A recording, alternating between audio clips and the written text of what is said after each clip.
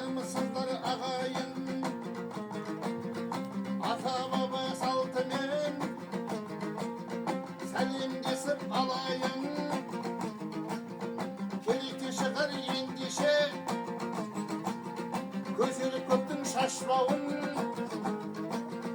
Barşanızdın köngünden Jilpindirip bir tastavun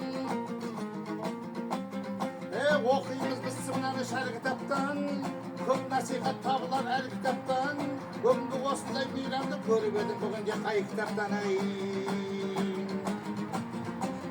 Akıllı adamda her kaşanda yes boladı İsteyip bizi sonu iş kızar ki iş boladı Kitap okuyan adamlar da pastayan yes boladı isteyin Mani bugün çalkıyımız Belimden senin tokuyumuz Kitapxanaga kelgan so'ng kitaplarni podrяд o'qiymiz O'shunday qana bo'lmasa kelamizmi? Ko'zimni boshqalarga bo'lamizmi? Mana bir ikki og'iz kitob o'qigandan keyin shadirab qanjayildi qo'y dinimizga. Vaqtimiz topshirov bo'sh bo'lib turib Kitap okuğa ağayından hoş bulup dur. Görüşkençe kunurlu bulaversin. Osman keyingi praznikka deyin hoş bulup dur.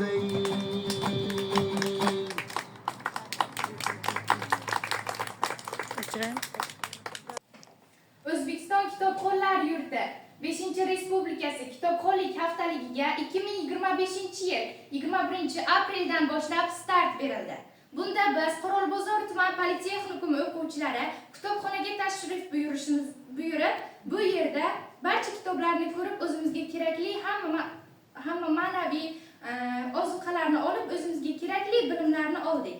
Shu bilan birga men kutubxonaga tashrif buyurganimda meni bir kitob xayolimni tortdi, o'ziga jalb qildi. Bu kitob ona mehri edi. Men u kitobni o'qib, juda ham o'zimga kerakli bir ma'lumotlarni olib, yuragim lahzaga keldi.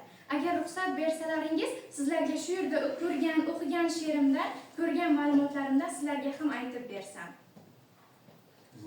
Poyingizga to'shay dunyoni. Tutib kiray sumruh xumoni. Mayli ko'ray hamma baloni. Ko'zingizda yosh ko'rmay ona. Mayli tunlar uxlamasam ham. Ich-etimni kemirsa g'am ko'zlaringiz hech bo'lmasin nam. Ko'zingizda yosh ko'rmay ona. Umringizni bersin Xudoyim. Porlab turing ko'klarda oyim, siz men uchun baxtu kamolim. Ko'zingizda yosh ko'rmay ona. Boshimdagi gul tojim. Jannatimsiz onajon, mehri cheksiz ummonim, davlatimsiz onajon.